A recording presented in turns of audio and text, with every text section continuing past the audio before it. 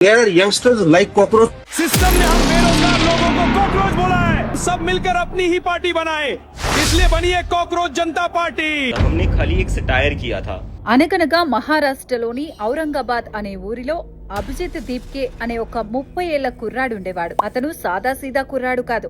అమెరికాలోని బోస్టన్ యూనివర్సిటీకి వెళ్లి పబ్లిక్ రిలేషన్స్ లో మాస్టర్స్ చదువుకొచ్చిన మంచి తెలివైనోడు. మన దేశంలో యువత ఎదుర్కొంటున్న నిరుద్యోగం, పేపర్ లీకేజీలు, వ్యవస్థల లోపాల మీద అతనికి ఎప్పటికప్పుడు ఏదో ఒకటి చేయాలనిపించేది. ఇలా ఉండగా ఒకరోజు మన దేశ అత్యున్నత న్యాయస్థానం సుప్రీంకోర్టులో ఒక కేసు విచారణ జరుగుతోంది.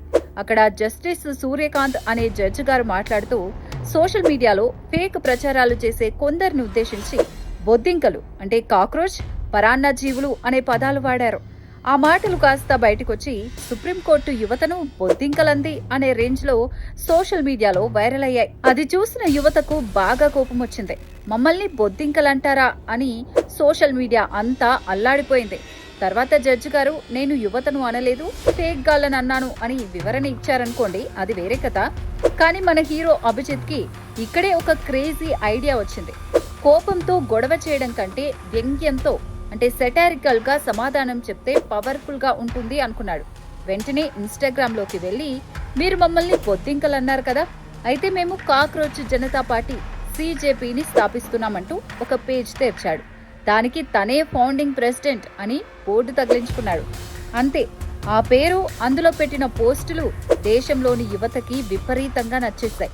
యువత చేత యువత కోసం నడిచే పార్టీ అంటూ ఈ బొద్దింకల పార్టీ సోషల్ మీడియాలో ఒక రేంజ్ లో దూసుకుపోయింది. కథలో అసలైన ట్విస్ట్ ఏంటంటే ఈ పార్టీకి ఫాలోవర్స్ ఎలా పెరిగారంటే కేవలం కొన్ని రోజుల్లోనే ఏకంగా 10.8 మిలియన్లు అంటే 1,08,00,000 మంది ఫాలోవర్స్ వచ్చేసారు. దేశాన్ని ఏలుతున్న అధికారిక బీజేపీ ఇన్స్టాగ్రామ్ అకౌంట్ ఫాలోవర్స్ సంఖ్య 8.7 మిలియన్ల కంటే ఈ బొద్దింకల పార్టీ ఫాలోవర్స్ సంఖ్య ఎక్కువైపోయింది.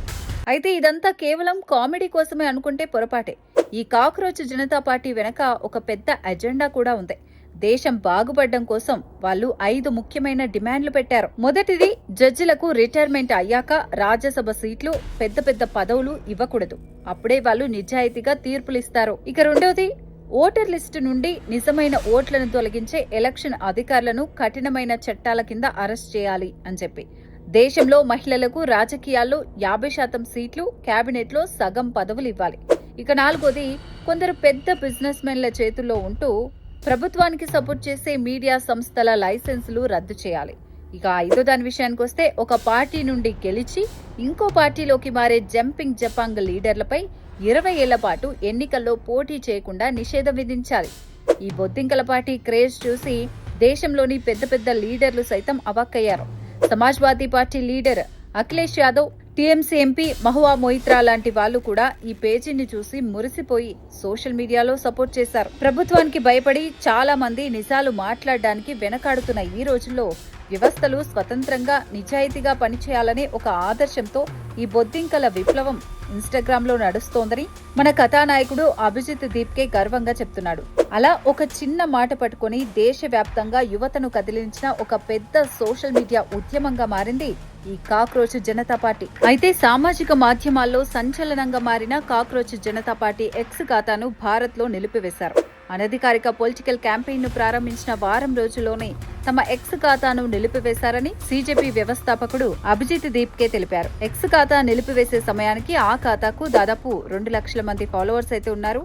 మరోవైపు కేవలం 5 రోజుల వ్యవధిలోనే CJPకి చెందిన ఇన్స్టా ఖాతాను 14 మిలియన్ల మందికి పైగా ఫాలో అవుతుండడం గమనార్హం. CJP పేరిట వెబ్సైట్ కూడా ప్రారంభించారు. అయితే కాక్రోచ్ జనతా పార్టీ X ఖాతాను నిలిపివేసిన వెంటనే ఆ డిజిటల్ అవుట్ఫిట్ మరో కొత్త ఖాతాను క్రియేట్ చేసింది. నిన్న మా X ఖాతాను హ్యాక్ చేసే ప్రయత్నాలు జరిగాయి, దాంతో ఇలాంటిదేదో ఉంటుందని ఊహించాం. ఇప్పుడు మేము కాక్రోచ్ ఇస్ బ్యాక్ అనే X ఖాతాను ప్రారంభించాం. ప్రస్తుత పరిణామాలను న్యాయపరంగా పరిష్కరించుకుంటామని CJP అభిజిత్ వెల్లడించారు. ఈ ఖాతాను క్రియేట్ చేసిన గంటలోపే 16,000 మందికి పైగా ఫాలో అవుతున్నారు.